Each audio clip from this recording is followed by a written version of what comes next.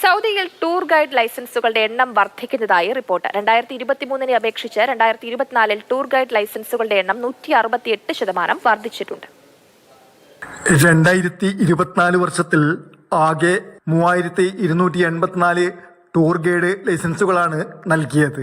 എന്നാൽ 2023 വർഷത്തിൽ നൽകിയ ലൈസൻസുകളുടെ എണ്ണം 1221 2024 ലൈസൻസുകളുടെ എണ്ണത്തിൽ 168% വർധനവാണ് രേഖപ്പെടുത്തിയത് എന്നാണ് ഇത് അർത്ഥമാക്കുന്നത്.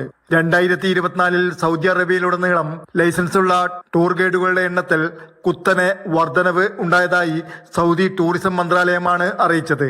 മക്കയിലാണ് ഏറ്റവും കൂടുതൽ ടൂർ ഗൈഡ് ലൈസൻസുകൾ നൽകിയത്. 986 ലൈസൻസുകളാണ് മക്കയിൽ നൽകിയത്.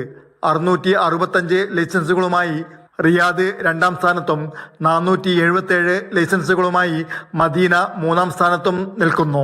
തബൂക്ക്, കിഴക്കൻ മേഖല, അസീർ എന്നിവ യഥാക്രമം 337, 319, 252 ലൈസൻസുകളുമായി തൊട്ടുപിറകിലുണ്ട്.